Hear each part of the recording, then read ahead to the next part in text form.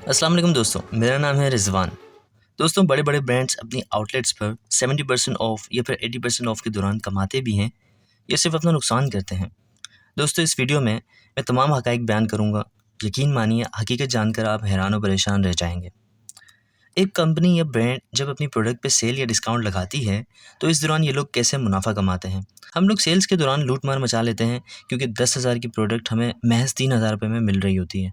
हमारी पूरी कोशिश होती है कि ज़्यादा से ज़्यादा प्रोडक्ट्स खरीद लिए जाएँ, कहीं प्रोडक्ट्स ख़त्म ना हो जाएँ।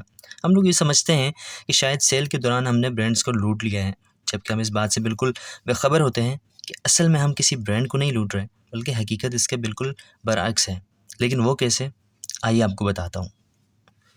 दोस्तों, जितने भी बड़े ब्रांड्स होते हैं, वो अपनी किसी एक प्रोडक्ट पे अपना मुनाफा काउंट नहीं करते, बल्कि अपनी टोटल इन्वेस्टमेंट पे प्रॉफिट कैलकुलेट करते हैं। फ़र्ज़ कर लेते हैं कि एक गारमेंट्स की फैक्ट्री है और कंपनी ने 1 करोड़ रुपए की सरमायाकारी की है, और इस 1 करोड़ रुपए में से 5,000 कपड़ों के जोड़े तैयार करवाए, जिसका मतलब ये हुआ कि एक जोड़े पे लागत आई 2,000 रुपए। क्योंकि कंपनी ने बल्क में जोड़े तैयार करवाए हैं, इसलिए कंपनी को हर मरहले पर बल्क डिस्काउंट मिलता है। अब कंपनी इन तैयारशुदा जोड़ों को न्यू अराइवल में 10,000 रुपए का टैग लगाकर आउटलेट पे लटका देती है। जो एलीट क्लास है, यानी अपर क्लास के जो लोग हैं, वो जो इनको अफोर्ड कर सकते हैं, पर इनकी तादाद बहुत कम होती है, वो लोग न्यू अराइवल से 10,000 रुपए का भी ख़रीद लेते हैं। लेकिन जैसे पहले मैंने आपको बताया कि ऐसे लोगों की तादाद बहुत कम होती है।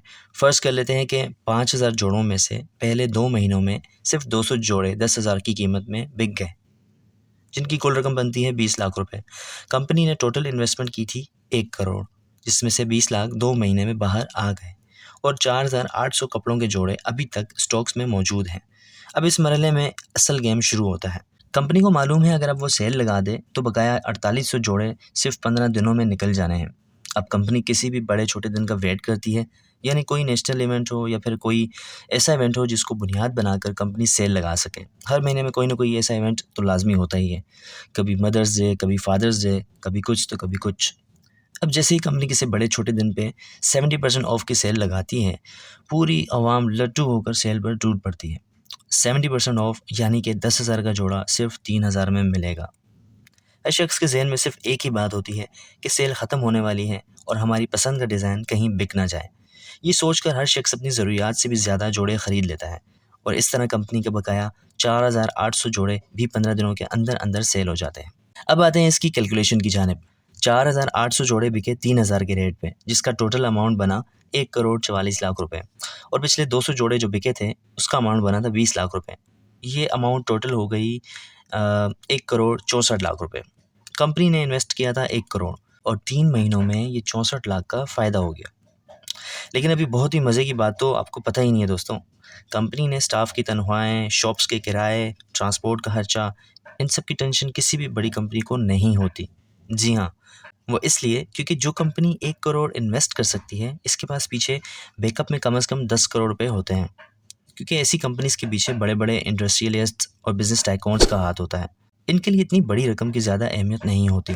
अब कंपनी के स्टाफ, दुकान का किराया, बिजली वगैरह का खर्चा ऐसे निकलते हैं कि जो रकम पीछे बैकअप में पड़ी होती है, वो किसी भी बैंक में उन्होंने फ़िक्स करवाई होती है। फ़िक्स करवाने का मतलब ये है कि बैंक इस पर कंपनी को माहाना प्रॉफ़िट देता है, जिसमें से बासानी महीने का 1% प्रॉफ़िट इनको मिलता है, और इसी 1% यानी इंटरेस्ट से मुलाज़मीन की तनख्वाहें और बकाया खर्चे जो भी होते हैं वो निकलते हैं। 10 करोड़ का 1% बनता है महीने का 10 लाख रुपए। इन्हीं 10 लाख रुपयों से स्टाफ की सैलरीज़ और जितने भी दूसरे खर्चे होते हैं वो सब निकलते हैं। अब दोस्तों, मैं आपको बताता हूँ कि लोग क्यों ब्रांडेड चीज़ें खरीदने पर मजबूर हो जाते हैं। देखें, जो भी ब्रांड या कंपनी होती है ना, इसके पीछे कई दिमाग चल रहे होते हैं। एक छोटी-सी शॉप वाला जो अकेला बैठ के दुकान चला रहा होता है, जैसे कोई परचून वाला बंदा है, कंपनी या ब्रांड की सिचुएशन इसके बिल्कुल बरअक्स होती है, मतलब मुख्तलिफ होती है। ऐसी कंपनीज़ में पूरी मार्केटिंग टीम्स एलोकेट की हुई होती हैं, जिनका सिर्फ काम यही होता है कि कैसे लोगों को मजबूर किया जाए कि वो इनकी प्रोडक्ट्स खरीदें। ऐसी मार्केटिंग टीम्स हर तरीके से अपनी प्रोडक्ट्स को मार्केट में पुश करती रहती हैं।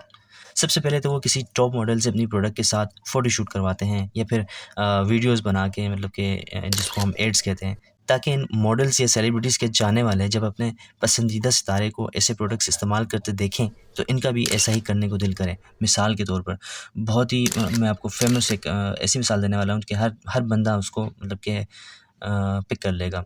आपने अक्सर जब आप कहीं से गुज़र रहे हो तो आपने पोस्टर्स देखे होंगे, पाकिस्तान की बात कर रहा हूँ, वसीम अकरम के और उनकी जो वाइफ़ है, क्या नाम है? मुझे कमेंट में बताइएगा, मुझे नाम भूल गया। हाँ, उनके पोस्टर्स देखे होंगे और साथ में हायर एसी का ऐड लगा हुआ होगा कि एसी लें तो यही लें, इस तरह का कुछ डिस्क्रिप्शन भी होता है। मुझे सही से याद नहीं आ रहा, लेकिन वो एक मिसाल है बेहतरीन।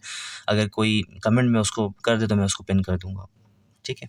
इस तरह के ये और तरीके कंपनी के प्रोडक्ट्स के प्रमोशन के लिए इस्तेमाल होते हैं।